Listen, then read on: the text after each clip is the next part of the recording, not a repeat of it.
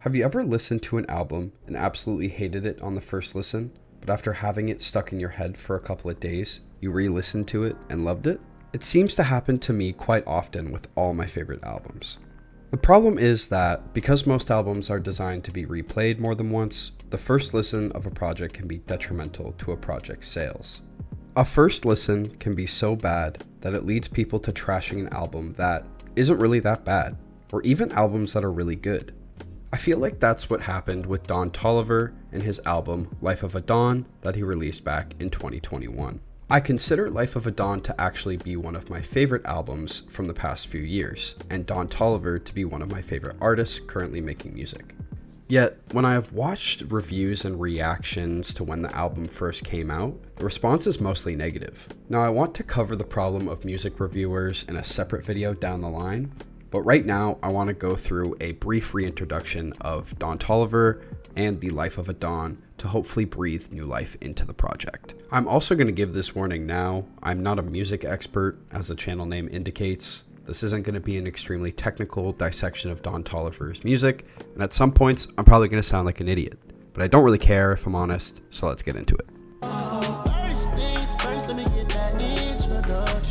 When talking about Don Toliver, I want to address the major talking point around him, the idea of whether or not he's an industry plant, since some could be led to believe the suspicious nature around his introduction into the music industry could have been conducive to poor album sales or less favorable opinions.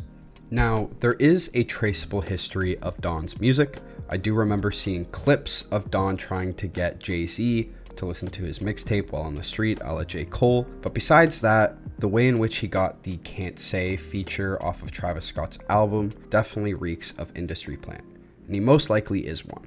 Honestly though, that doesn't really matter as long as the music is good, and from the Can't Say feature, where he carried the song, we can speculate that the music might just be good. In terms of solo success, Don has also had his album Heaven or Hell hitting number 7 on the Billboard charts, so there is plenty reason why I, amongst others, felt the need to give Life of a Don more time to marinate. Now onto the project itself. Life of a Don, in comparison to Heaven or Hell, was not as much of a commercial success. No songs really amassed the same number of streams like on No Idea or the Capybara and TikTok infused After Party that Don had released on Heaven or Hell. However, in my personal opinion, Heaven or Hell felt like a lot more of a disjointed experience than Life of a Don did. With Life of a Don, the instrumental and beat selection feels very fluid, in that when one song ends, the next song feels almost like a continuation and keeps with the overall theme of the album. This sense of continuity helps create this intoxicating, euphoric, and almost trippy atmosphere, and Don takes you through a wide range of emotions, including greed, jealousy, regret, happiness, pride, just to name a few. My personal favorites off of the album are Crossfaded and Swangin' on Westheimer. Crossfaded's upbeat instrumental with Don's silky vocals gives you that feeling of being high and in love that Don is trying to portray in the song and really resonates with the listener. I see you, I get a little bit crossfaded. With Swangin' on Westheimer, like, oh my god, I've never found a better song to drive to late at night in my entire life. The instrumental on this song is something I find incredibly unique, and Don's voice feels as if it is floating throughout the entire song.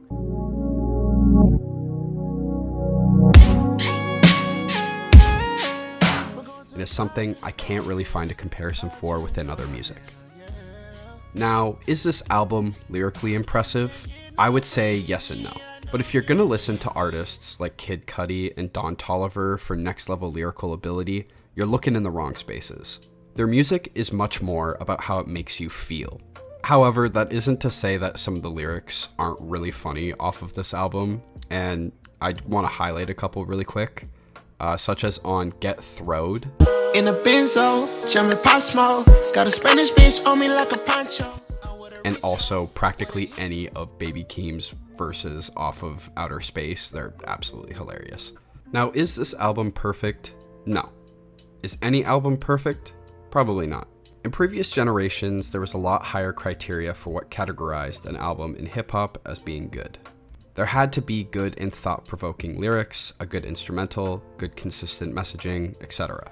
I think now we live in a generation that bases a lot of how we feel towards music based on how it makes us feel, making it a lot more subjective than objective. And with Life of a Don, the atmosphere the album brings is something that I haven't really connected to in the same way with any of the albums that have released so far this year. So I truly recommend, if you have never listened to this album or have listened to it at release and weren't a big fan, to give it a second and third listen. I hope by giving it a chance you can feel the same way I feel about it. It can be somewhat unfair to base your feelings toward an album off of the first listen. And so if you've ever panned an album because it wasn't that good when you listened to it the first time, listen to it again, see if anything changes.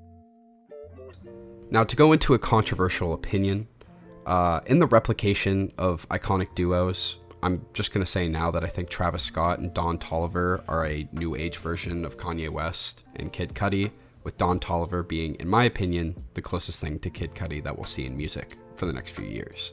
I think Don right now is one of the best vocalists in hip-hop, and I'm looking forward to what future music he creates.